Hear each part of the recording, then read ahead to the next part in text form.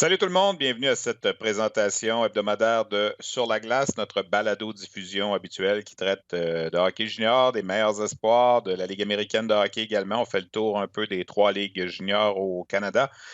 Nous sommes le 13 janvier, c'est déjà notre 14e édition de Sur la glace pour la saison 2019-2020. Plein de choses au menu aujourd'hui. On va s'entretenir entre autres avec Jean-François Danfous, ancien gardien de but de la Ligue nationale, ancien gardien de but de la Ligue junior majeure du Québec, qui est maintenant recruteur pour la centrale de recrutement de la Ligue nationale de hockey.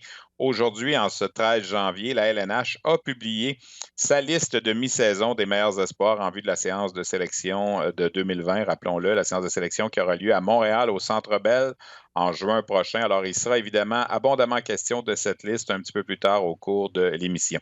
Je suis allé à Québec jeudi dernier. J'en ai profité pour faire un brin d'entrevue avec Théo Rochette, cet attaquant qui a été échangé des Saguenayens au Rempart dans la transaction qui a fait passer Félix Bibeau du côté de Chicoutimi. On a fait un petit brin de jasette avec Théo Rochette. On est entre autres revenu sur le championnat du monde de hockey junior. Il a suivi évidemment la formation suisse et la formation canadienne. On sait qu'il a les deux nationalités. On en a parlé au cours de cet entretien. On va également faire un petit saut Midget 3A cette semaine, puisque vendredi dernier, nos collègues à RDS, Bruno Gervais et Maxime Talbot, ont vu leur chandail être retiré par les Gaulois de Saint-Hyacinthe dans la Ligue Midget 3A. Un bel hommage qu'on leur a rendu vendredi dernier. On va en profiter pour vous présenter un extrait d'entrevue qui sera présenté en entier dans un autre podcast, le podcast de Jasmin Leroux sur la Ligue Midget 3A demain. Je lui ai volé un petit bout d'entrevue pour pouvoir en parler dans notre podcast ici à Sur la glace cette semaine. Comme c'est souvent l'habitude, on va commencer notre rétrospective de la dernière semaine en parlant du Rocket de Laval. Le Rocket qui a disputé un week-end éreintant, 3 matchs en 3 jours au cours de la dernière fin de semaine, 3 matchs à l'étranger. À Syracuse, vendredi, ça s'est soldé par une victoire. À Lehigh Valley, Allentown, en fait, samedi, contre les Phantoms de Lehigh Valley. Et hier, à Bridgeport, 2 revers samedi et dimanche. Donc, le bilan de la fin de semaine, c'est 2 points sur une possibilité de 6. On est allé chercher le match à Syracuse vendredi pour ceux qui nous suivent la balado avec les images, mais vous voyez justement quelques faits saillants de cette victoire du Rocket acquise vendredi soir. Et ce match marquait la mi-saison. C'était le 38e match de la saison et le Rocket est allé chercher une 20e victoire en 38 matchs. Donc, après 38 matchs, après ce match de vendredi soir, il y avait 44 points au compteur pour la troupe de Joël Bouchard. Ce qui fait que si on multiplie par 2 et qu'en deuxième moitié de saison, le Rocket maintient le rythme, il terminerait la saison avec 88 points. Et 88 points l'an passé, ça aurait été suffisant pour participer aux séries éliminatoires. Alors, c'est quelque chose donc qu'il faudra surveiller dans le camp du Rocket. Mais pour l'instant, l'équipe est en voie, si elle maintient le rythme, de pouvoir aspirer aux séries éliminatoires. Il y a eu des défaites samedi, défaites dimanche. L'équipe qui est toujours sur la route le week-end prochain va se rendre affronter la formation de Pascal Vincent à Winnipeg, le Moose du Manitoba. Mais en demeure pas moins que c'est une première moitié de saison, somme toute, satisfaisante dans les circonstances. Quand on parle des circonstances, on parle évidemment des nombreuses blessures, des nombreux rappels qu'il y a eu également à Montréal. Vendredi, on a quand même salué le retour de 3 nouveaux joueurs qui sont revenus dans l'entourage de l'équipe. Christian Folin, le défenseur, Riley Barber, l'attaquant, qui a effectué un retour aussi dans la formation. Il faut parler également de cette transaction la semaine dernière, après l'enregistrement de Sur la glace. On a appris la transaction qui a envoyé Michael McCarron dans l'organisation des Prédateurs de Nashville en retour de Laurent Dauphin, donc un Québécois de plus qui se joint à la formation lavalloise. Dauphin qui a marqué un but en 3 matchs cette semaine. Et parmi les retours également du week-end, Phil Verone, qui n'avait pas joué depuis la fin octobre, donc a manqué plus de 2 mois d'activité, a finalement marqué son premier but de la saison en 14 matchs. Donc Verone, Barber, c'est déjà 2 tiers d'un des premiers trios de l'équipe qui est revenu. Dauphin à la place de McCarron et Folin également à la ligne bleue. Le retour de Folin a fait en sorte que pour la première fois de la saison, la recrue Josh Brook a été laissée de côté pendant 2 matchs. Il n'a pas joué vendredi et samedi, mais a repris sa place dimanche dans l'alignement. Caden Primo a eu un match difficile hier pour la première fois depuis ses débuts professionnels avec le Rocket. Il a été retiré d'un match après avoir accordé 3 buts en 5 occasions. Il avait signé la victoire vendredi à Syracuse. Ça s'est moins bien passé hier dans le cas de Primo. Et c'est Keith Kincaid qui était là samedi devant le filet. Donc, on remet tout ça la semaine prochaine avec 2 matchs contre le Moose du Manitoba. Le prochain match sur les ondes de RDS, c'est mercredi dans 9 jours, soit le 22 janvier. Le Crunch de Syracuse sera de passage à la Place Belle à Laval. Et on sera là, toute l'équipe, pour vous présenter ce match en direct. Donc, voilà un peu ce qui fait le tour là, des activités en ce qui concerne le Rocket de Laval cette semaine. On aurait aimé ça vous présenter un bout d'entrevue, mais l'équipe est en déplacement aujourd'hui et ce n'était pas possible d'avoir qui que ce soit en entrevue du côté du Rocket. Alors, on va se reprendre la semaine prochaine, sans aucun doute, à la suite de ce week-end à Winnipeg et en prélude de ce match qui aura lieu à la Place Belle le 22 janvier. Du hockey de la Ligue américaine, on va maintenant parler de la Ligue de hockey junior majeure du Québec. Un retour attendu en fin de semaine, celui d'Alexis Lafrenière avec l'Océanique de Rimouski. Lafrenière qui avait obtenu quelques jours de congé à la suite du mondial junior. Eh bien, on l'a honoré samedi à Rimouski avant le match contre les Huskies de Rouyn-Noranda. Et Lafrenière a repris là où il avait laissé. Même s'il a raté 9 matchs en raison du championnat mondial de hockey junior, il est toujours au premier rang des pointeurs du circuit. Il avait 70 points, il en a maintenant 73. Pourquoi? Parce qu'il a récolté 1 but et 2 passes à son retour avec l'Océanique. Il a même en plus raté un lancer de punition dans le cas de Lafrenière. Donc, l'Océanique a gagné samedi contre les Huskies, mais s'est fait surprendre hier après-midi, une défaite de 2-0, alors que le gardien Zachary Aymon a été très solide devant la cage des Huskies. Donc, un week-end de 500 là, pour Rouyn-Noranda contre l'Océanique en fin de semaine. Et le retour de Lafrenière, donc il y a maintenant 73 points. On va en parler encore d'Alexis Lafrenière tantôt lorsqu'il sera question évidemment de cette liste des meilleurs espoirs qui a été rendue publique aujourd'hui par la centrale de recrutement de la Ligue nationale. Si on fait le tour un peu de ce qui s'est passé dans la Ligue junior majeure du Québec en fin de semaine, les Saguenay de Chicoutimi ont connu un bon week-end à l'étranger. 3 victoires dans les Maritimes, 8-3 contre Halifax vendredi soir. Et dans ce match-là, Raphaël Lavoie, dès la 3e minute de jeu, a marqué contre son ancienne équipe, les Mooseheads. Il disputait un premier match dans l'uniforme des Saguenayens. Une victoire de 8-2 samedi contre les Islanders de Charlottetown et 3-2 hier contre le Titan à Bathurst. Donc, 5 victoires de suite pour les Saguenay de Chicoutimi qui semble se détacher un petit peu là, au sommet de la section Est devant notamment les Wildcats de Moncton. Le Phoenix de Sherbrooke a repris un peu du poil de la bête avec le retour là, au jeu de Samuel Poulain, le retour dans l'alignement également du gardien Samuel Lavaille et de l'attaquant Taro Jens qui avait participé au championnat du monde de hockey junior. 4 victoires de suite donc pour Sherbrooke. Sherbrooke a présentement 68 points en 42 matchs au premier rang du classement de la Ligue junior majeure du Québec avec 32 victoires. Et Chicoutimi a 64 points en 41 matchs. Donc, 4 points de moins, un match en main sur le Phoenix. 30 victoires, le plateau des 30 victoires qui a été acquis hier pour les Saguenayens de Chicoutimi. Une équipe qui fait très bien par le temps qui court, les Olympiques de Gatineau, une des plus jeunes formations du circuit. On a fait du ménage, on a perdu des joueurs qui ont décidé d'abandonner l'équipe. C'est notamment le cas de Carson McKinnon, attaquant de 20 ans, qui est parti décider de retourner jouer dans les Maritimes. Malgré tout, on vient de signer 7 victoires en 8 matchs depuis le 28 décembre. Et c'est le gardien de but Rémi Poirier qui a été choisi joueur de la semaine dans la Ligue junior majeure du Québec. Et c'est bien mérité. 2 blanchissages en fin de semaine. Il a fait face à 70 rondelles contre Victoriaville et Boisbriand. Et il a tout stoppé pour permettre aux Olympiques de Gatineau de s'approcher à seulement 4 points des Mooseheads et du 16e rang qui va donner accès aux séries éliminatoires. Faut-il le rappeler? On traîne cette fameuse séquence du côté des Olympiques. On n'a pas raté les séries éliminatoires depuis 1984 dans la Ligue junior majeure du Québec. À un certain moment, ça semblait difficile. Et là, soudainement, avec cette poussée de 7 victoires en 8 matchs pour les Olympiques, bien, tout est permis. D'autant plus que le week-end prochain, il y a un match contre les Mooseheads d'Halifax et il y en aura un autre à Halifax quelques jours plus tard. Donc, Gatineau et Halifax vont s'affronter 2 fois dans les 2 prochaines semaines. Des matchs, il faut le dire, extrêmement importants parce que j'ai l'impression que c'est entre ces 2 équipes-là là, que ça va passer ou ça va casser pour le dernier rang qui va donner accès aux séries éliminatoires. Je pense que pour Bathurst, ça va être difficile d'effectuer un retour. Là. Donc, le Titan est destiné là, fort probablement à rater les séries. Mais pour ce qui est de la deuxième équipe, j'ai l'impression que Gatineau et Halifax vont faire les frais d'une course entre les deux. Alors, c'est extrêmement important, ces 2 matchs qui s'en viennent au cours des 2 prochaines semaines. On parlait évidemment également de Rimouski, avait gagné mardi, avait gagné jeudi, avait gagné samedi, a perdu dimanche, mais une semaine quand même intéressante de 3 victoires en 4 matchs. Et il y a une belle course qui se dessine là, entre Rimouski, Moncton et le Cap-Breton. pour les positions 2, 3 et 4 dans l'association de l'Est. Et ça va être extrêmement important pour l'avantage de l'Atlas en séries éliminatoires. Ça va être terrible à partir de la deuxième ronde des séries dans cette association-là en avril prochain. Alors, le plus haut qu'on peut terminer, évidemment, c'est d'autant plus important.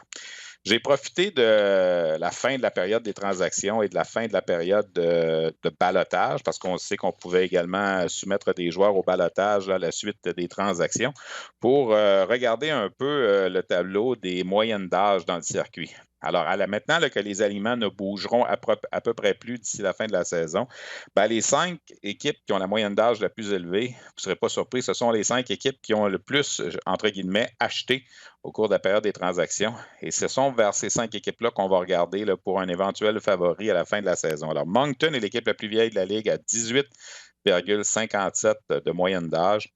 Ça s'explique avec 11 joueurs de 19 ans. 11 joueurs de 19 ans également pour Chicoutimi qui est à 18,56, donc c'est à peu près pareil.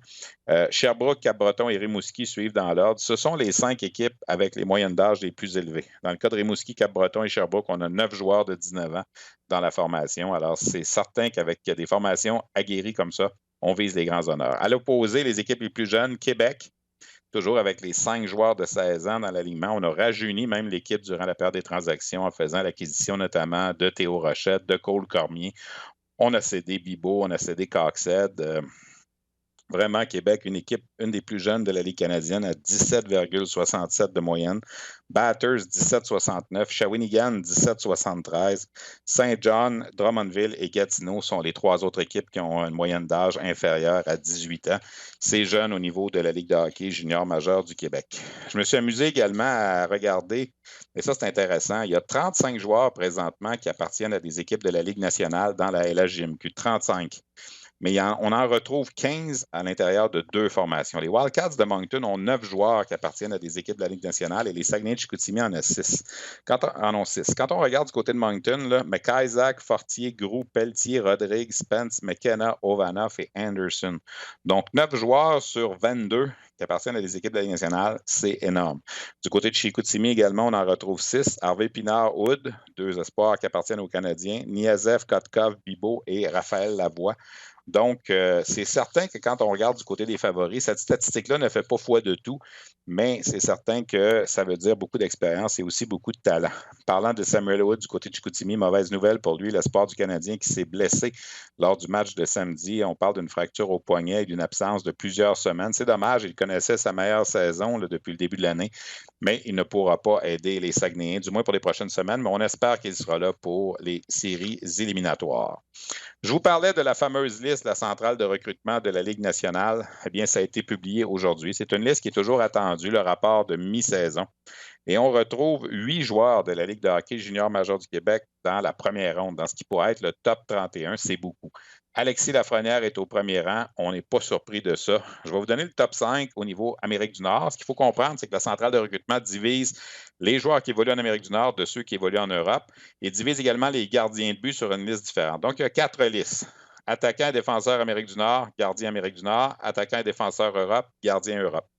Dans la catégorie donc des patineurs en Amérique du Nord, Alexis Lafrenière est premier, pas de surprise. Quentin Byfield des Wolves de Sudbury est deuxième.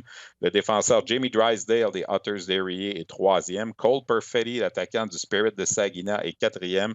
Et Marco Rossi, cet attaquant autrichien petit format des 67 d'Ottawa, est au 5e rang. Les autres joueurs de la Ligue junior majeure du Québec classés dans la première ronde, Dawson Mercer, maintenant avec les Saguenay de Chicoutimi au 6e rang. Mercer, qui incidemment n'a pas joué pour les Sags en fin de semaine, devrait faire sa rentrée vendredi prochain contre les Cataractes de Shawinigan. Hendrix Lapierre, qui est sur la liste des blessés, malheureusement, est classé 13e en Amérique du Nord. Justin Barron, également sur la liste des blessés, 15e pour les Moussets d'Halifax. Jérémy Poirier des Sea Dogs de Saint John, 16e. Maverick Bourque des Cataractes de Shawinigan, 24e. Luca Cormier, défenseur des Islanders de Charlottetown, 27e. Et Vassili Ponomarev, attaquant russe également des Cataractes de Shawinigan, 29e. D'autres mentions dans cette première ronde. Jacob Perreault du Sting de Sarnia, qui est au 17e rang. Il est le fils de Yannick Perreault, ancienne grande vedette de la Ligue de hockey junior majeur du Québec. Thomas Bordelot, le Québécois également, qui joue dans le programme américain. Le fils de Sébastien Bordelot est au 26e rang. Et Brandon Brisson, qui est un Américain qui joue pour Chicago dans la USHL, mais qui a évidemment des souches québécoises. Le fils de Pat Brisson, agent joueur, est classé au 31e rang. On va revenir sur cette liste après m'être entretenu avec mon invité parce que je trouvais ça important cette semaine de parler avec quelqu'un de la centrale de recrutement de la Ligue nationale et celui qui est en charge, si on veut, du territoire de la Ligue junior majeure du Québec. C'est un ancien gardien de but du circuit, un ancien choix de première ronde des Devils du New Jersey qui a joué au hockey professionnel pendant plusieurs années et qui vit maintenant à Moncton. On retrouve au téléphone Jean-François Danfous. Salut Jean-François, ça va bien? Salut, ça va bien vous autres? Ben oui, ça va bien. Écoute, bien content de pouvoir discuter avec toi aujourd'hui en cette journée de publication de la liste des meilleurs patineurs nord-américains en vue de la séance de sélection de 2020. Jean-François, tu couvres le territoire de la Ligue de hockey junior majeure du Québec. Quel est ton mandat exactement au sein de la centrale de recrutement de la Ligue nationale avec le patron, dans le fond, Dan Marr, qui, lui, supervise le tout? Qu'est-ce que tu dois faire? Est-ce que tu produis seulement une liste pour les joueurs de la LHJMQ ou si tu regardes un petit peu tout ce qui peut se passer ailleurs, à gauche et à droite? Non, c'est vraiment un peu partout sur le territoire nord-américain. Si tu veux, on est 7 dépisteurs à temps plein en Amérique du Nord. Chacun de nous a un territoire en particulier, mais on est aussi sur le territoire des autres, dans le sens que moi, au début de l'année, septembre-octobre, j'ai beaucoup été sur le territoire de la Ligue d'hockey junior majeure du Québec, évidemment. Mais à partir de novembre-décembre, on a fait beaucoup de crossover qu'on appelle, où ça nous amène à aller sur les autres territoires pour faire des comparaisons. Ça fait que c'est un peu ça notre rôle. Oui, évidemment, on a notre propre territoire qui est vraiment important pour identifier les joueurs, mais par la suite, on est aussi sur la route pour vraiment faire des comparaisons pour que nos listes soient crédibles. Bon, je parlais juste avant de commencer l'entrevue avec toi de 8 espoirs de la Ligue junior majeure du Québec classés en première ronde cette année. On peut dire que c'est une bonne année là, pour le circuit Courtois d'avoir 8 joueurs dans le potentiel top 31 en Amérique du Nord. Absolument. C'est une belle année pour la Ligue d'hockey junior majeure du Québec. Il y a du beau potentiel, beaucoup d'habiletés offensives, des défenseurs qui peuvent contribuer de différentes façons. Vraiment, c'est une belle année pour moi de commencer. C'est ma première année avec la centrale. Donc, je peux dire que je suis choyé de voir d'aussi bons joueurs de hockey sur le territoire cette année.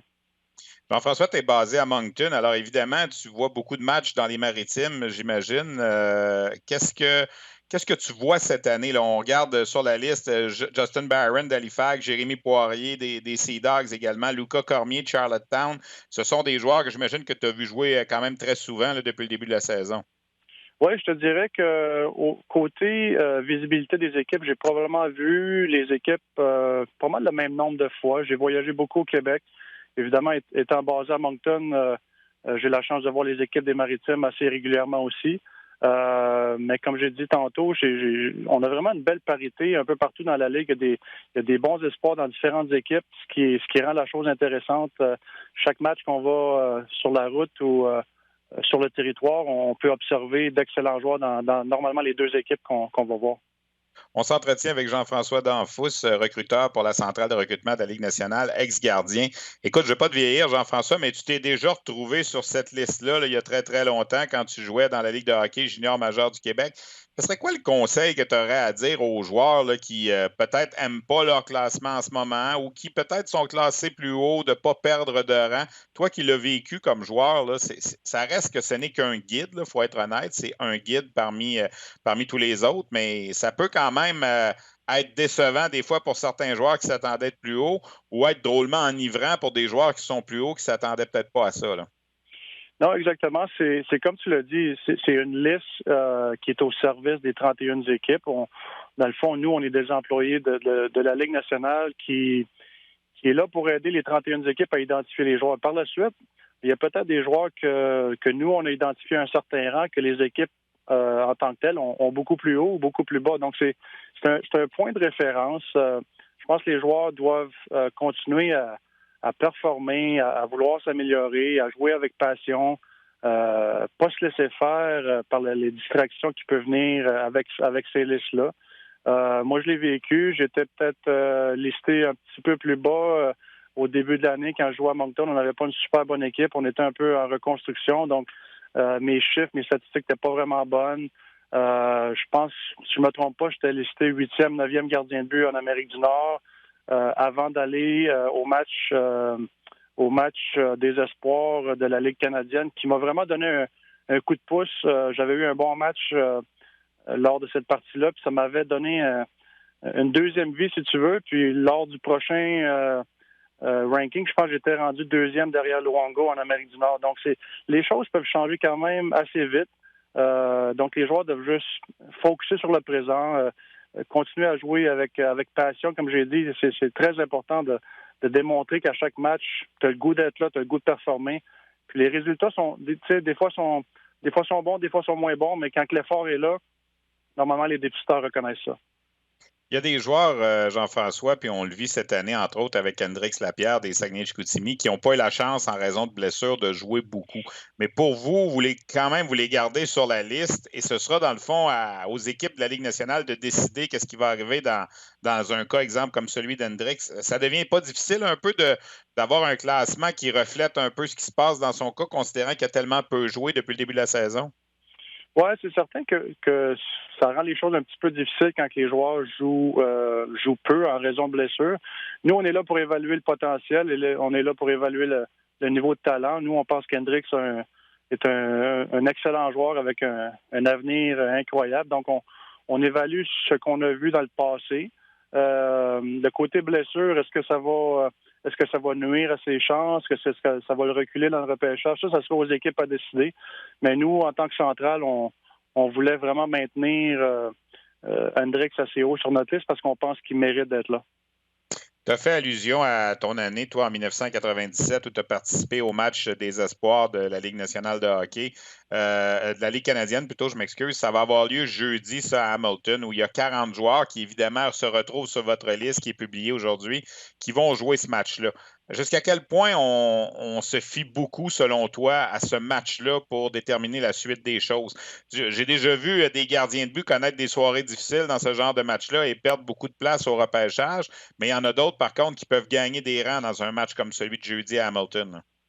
Oui, je te dirais que cette partie-là, en tant que telle, aide beaucoup les gardiens de but, en particulier parce que il y a vraiment beaucoup de dépisteurs qui sont sur place, puis ont la chance de voir ces gardiens-là performer contre les meilleurs joueurs au niveau canadien de ce groupe d'âge-là. Des fois, les gardiens de but sont difficiles à identifier dans le sens que souvent, ils ne sont pas numéro 1 dans leur équipe à cet âge-là. Donc, c'est difficile de trouver des parties pour vraiment les voir performer. Donc, c'est un point de rencontre où ça peut aider les gardiens de but, évidemment. Côté joueur, je pense que ça peut donner un coup de pouce à certains joueurs de vraiment se démarquer puis de solidifier un peu leur rang sur le classement. Mais je doute que ça peut vraiment éliminer un joueur ou l'abaisser tant que ça. Tout le monde a le droit à avoir un mauvais match. Puis si ça la donne que c'est durant ce match-là, je pense pas que ça peut nuire au point drastique de faire mal à un joueur au niveau du repêchage. Jean-François, je n'ai pas le choix de te parler un peu d'Alexis Lafrenière. Tu as sûrement suivi les matchs également du championnat mondial à la télévision, puis tu le vois quand même performer là, depuis le début de la saison. C'est un genre de joueur un peu multidimensionnel. Il n'y a pas grand-chose, il n'y a pas grand défaut comme joueur de hockey en ce moment quand tu le regardes là, du haut de la patinoire. Exactement. Non, c'est un joueur formidable. C'est un joueur que je suis certain que toutes les franchises de la Ligue nationale aimeraient avoir. C'est un joueur avec beaucoup d'habileté. Son patin est exceptionnel. Ses mains, sa vision du jeu. Mais qu'est-ce que j'aime encore plus, c'est qu'il compétitionne extrêmement fort. C'est quelqu'un qui se fie pas non seulement à ses habiletés, mais c'est quelqu'un qui peut jouer avec robustesse, qui n'a pas peur d'aller chercher les rondelles dans les coins. Je pense que c'est ça qui le démarque. C'est le fait qu'il peut combiner tous ces atouts-là, puis le mettre ensemble, puis faire le joueur qui est présentement. Je ne sais pas si avant le championnat du monde, toi et ton groupe de dépisteurs, il y avait des discussions entre lui et Byfield pour savoir qui était pour être 1 et 2. Je pense que le championnat mondial de hockey junior a réglé le dossier une fois pour toutes.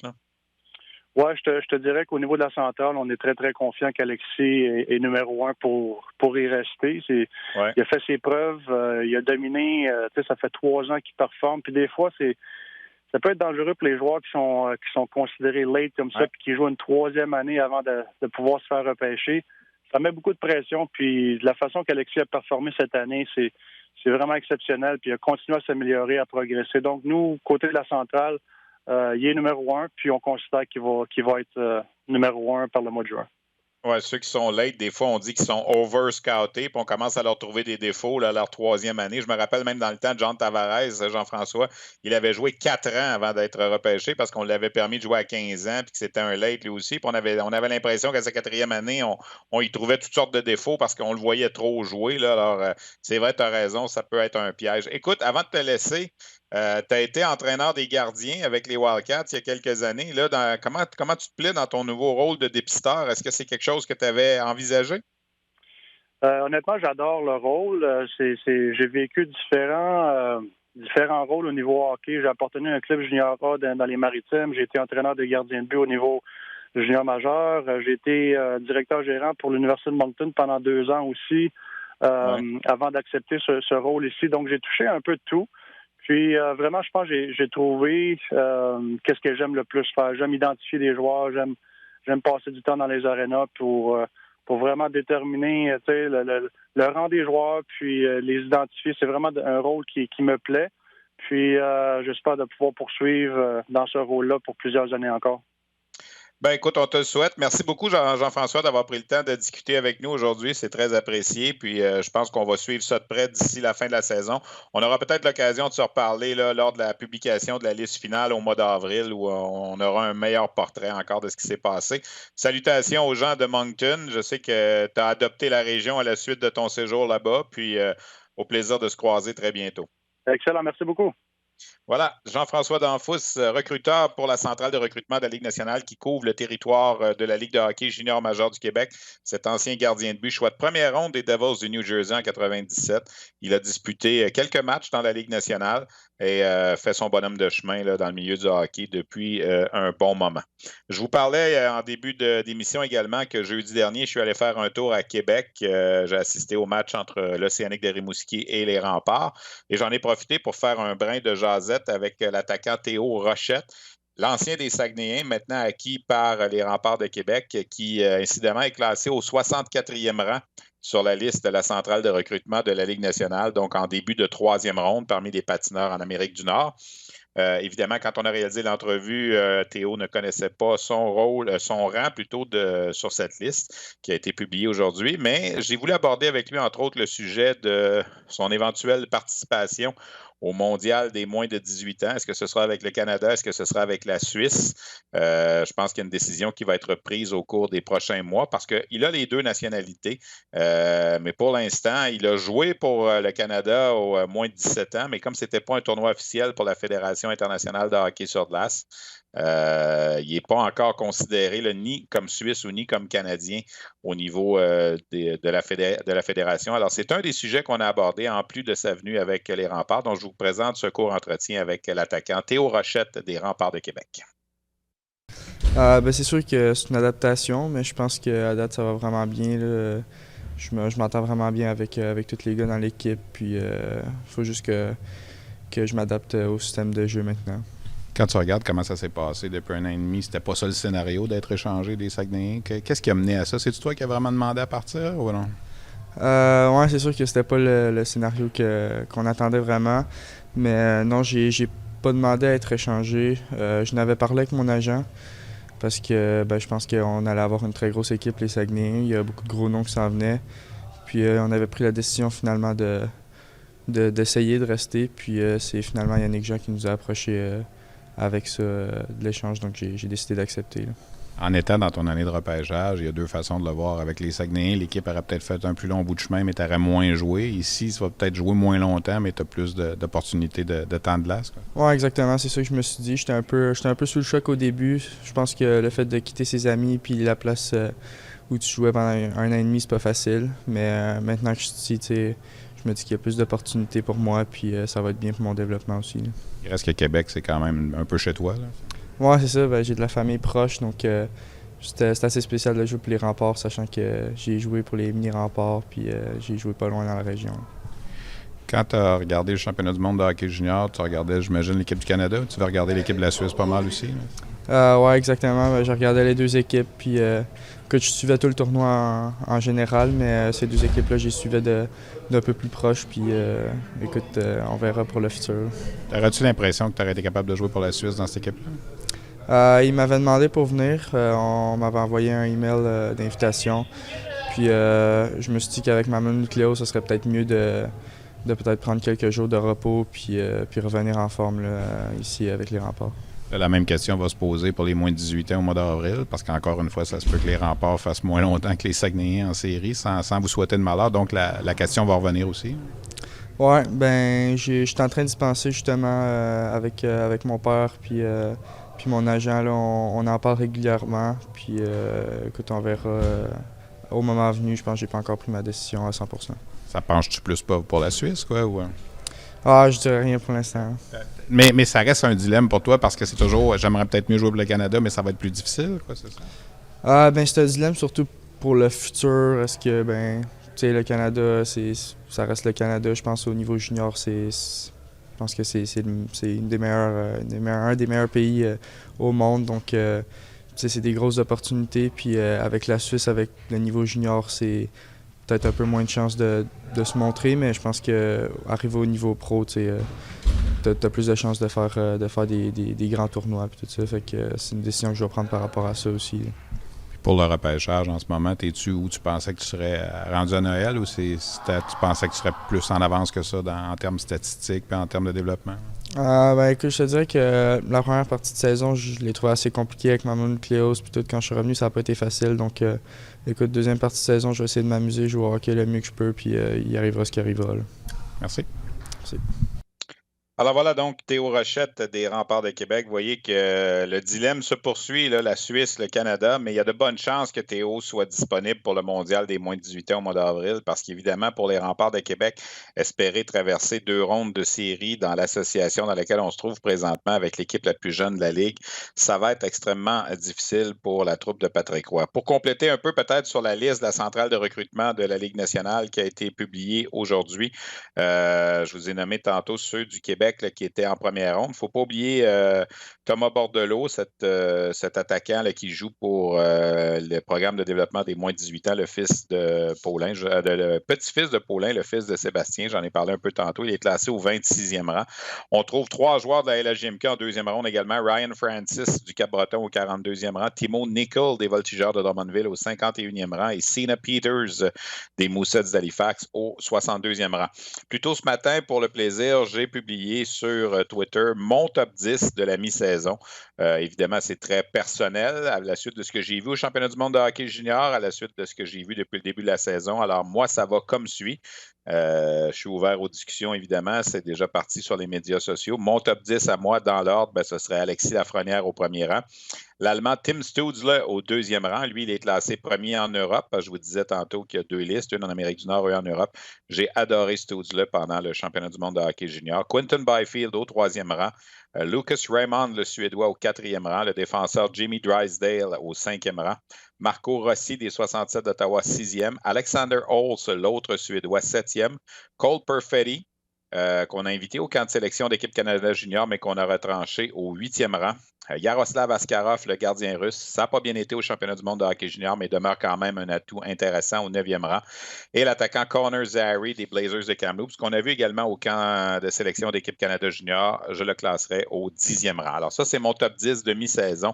Ça vaut ce que ça vaut, évidemment. On aura l'occasion, évidemment, de suivre ça tout au cours de la saison. Peut-être vous parler maintenant un petit peu de ce qui se passe en Ontario et dans l'Ouest. D'abord, en Ontario, la série de victoires des 67 d'Ottawa a été stoppée samedi. Ça a pris fin face aux Petes de Peterborough, mais c'est quand même 16 victoires de suite que les 67 ont réussi à accumuler dans cette séquence extraordinaire.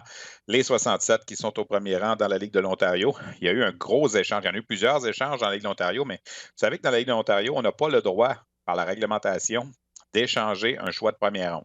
Les choix de première ronde, c'est sacré. On ne touche pas à ça dans la Ligue de l'Ontario. Chaque équipe repêche chaque année un choix de première ronde. Alors, quand on veut faire l'acquisition d'un joueur d'impact qui a 18 ans, sais, un peu comme un Dawson Mercer au Québec. Le Chicoutimi est allé chercher Dawson Mercer à Drummondville. C'est un joueur d'impact qui a 18 ans seulement. Tu l'as pour 1 an et demi. Alors, c'est sûr qu'il faut que tu payes le prix. Les Sags ont donné 3 choix de première ronde au Voltigeurs de Drummondville. Mais dans l'Ontario, si tu veux faire l'acquisition de ce genre de joueur-là, tu ne peux pas donner tes choix de première ronde. Alors, évidemment, il faut que tu donnes beaucoup d'autres choses. Alors, on a donné 9 choix au repêchage du côté de Niagara. C'est-à-dire qu'Oshawa a donné à Niagara pour faire l'acquisition de Philippe Tomasino, qui est un espoir de 18 ans, un choix de première ronde. 9 choix au repêchage, dont 5 choix de deuxième ronde, des choix de troisième ronde, de quatrième ronde au cours des 4 prochaines années. On a payé le gros prix. Mais Tomasino, en 3 matchs avec sa nouvelle équipe, les Generals d'Oshawa, 6 buts et 4 passes pour 10 points. Vendredi soir, je vais être à Oshawa. Je vais sûrement avoir l'occasion de discuter avec Philippe Tomasino. Je vais aller faire un tour en Ontario. Jeudi, il y a le match des espoirs à Hamilton. Et vendredi, je vais aller faire un tour du côté d'Oshawa. Ça va me permettre aussi de probablement faire une rencontre avec Alan McShane, un espoir qui appartient aux Canadiens. Et peut-être que la semaine prochaine, on pourra vous présenter ça Sur la glace. Toujours est-il que les Generals, depuis cette transaction, 3 victoires en 3 matchs, on a décidé d'y aller le tout pour le tout avec Philippe Tomasino. Petite nouvelle dans la Ligue de l'Ouest également, les Winterhawks de Portland qui ont porté à 15 leur série de matchs sans défaite en temps réglementaire. Ça roule bien pour les Winterhawks qui sont premiers au classement de la Ligue de l'Ouest. Je vous parlais également en début d'émission qu'on allait faire un petit tour du côté du Midget 3A cette semaine. Vous savez qu'à RDS, on a également une balado-diffusion qui s'appelle Mission Midget 3A qui est enregistrée tous les mardis. Ça va reprendre demain. C'est Jasmin Leroux qui est en charge de cette balado-diffusion-là.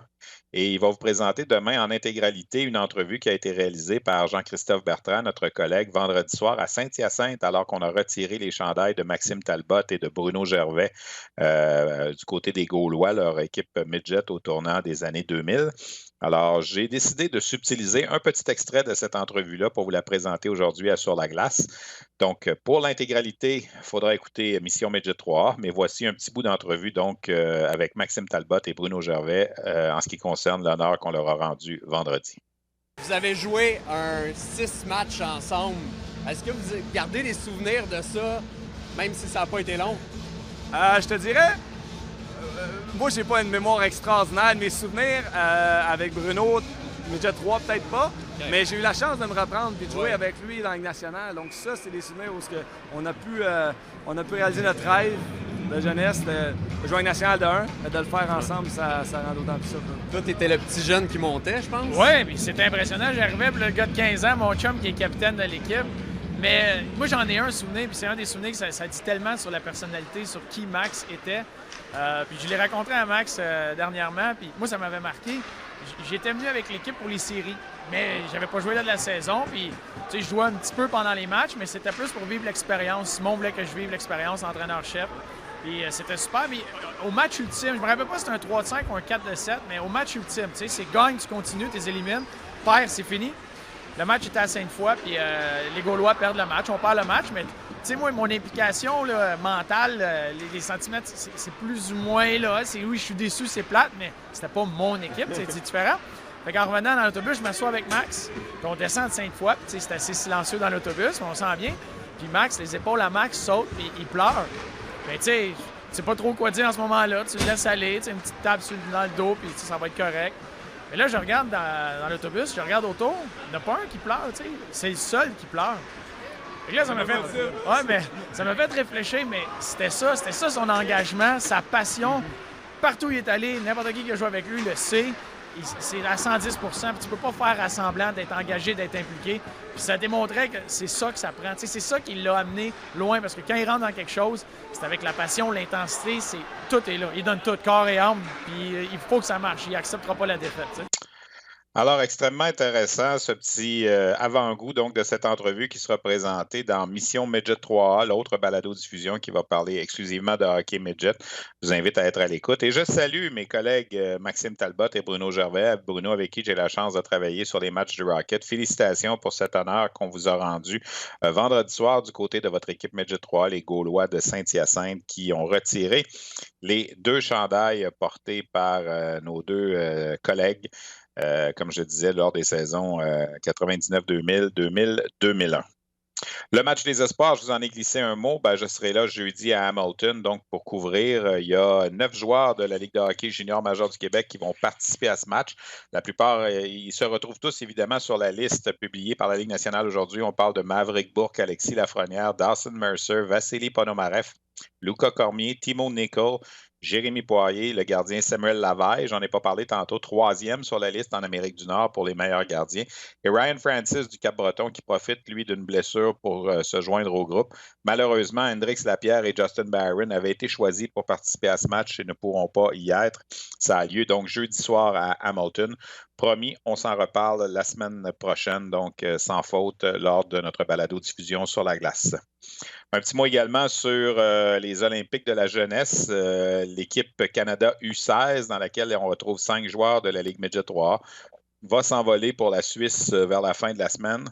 Et c'est la semaine prochaine qu'aura lieu le tournoi de hockey, donc U16, pour les Jeux olympiques de la jeunesse à Lausanne, en Suisse. L'équipe est dirigée par Gordy Dwyer et on a annoncé cette semaine que, comme entraîneur adjoint, en remplacement de Daniel Lacroix, qui a été nommé entraîneur-chef des Wildcats de Moncton, on a confié la tâche à Marc-André Dumont, un Québécois qu'on connaît bien ici, ex-entraîneur et directeur général des Screaming Eagles du Cap-Breton.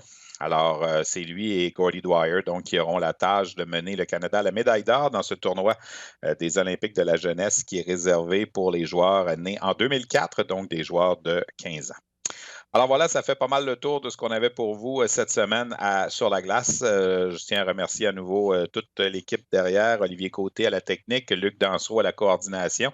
Merci également à mon collègue Jean-Christophe Bertrand pour ce bout d'entrevue avec nos 2 honorés, là, Maxime Talbot et Bruno Gervais. Merci à Théo Rochette des Remparts de Québec et à Jean-François Danfous avec qui on s'est entretenu, extrêmement intéressant avec la centrale de recrutement de la Ligue nationale. Il nous a expliqué un peu son rôle et la confection de cette fameuse liste qui a été publiée aujourd'hui et qui est disponible sur le rds.ca. Donc, au nom de toute l'équipe, merci d'avoir été là et on se retrouve la semaine prochaine. Bye bye!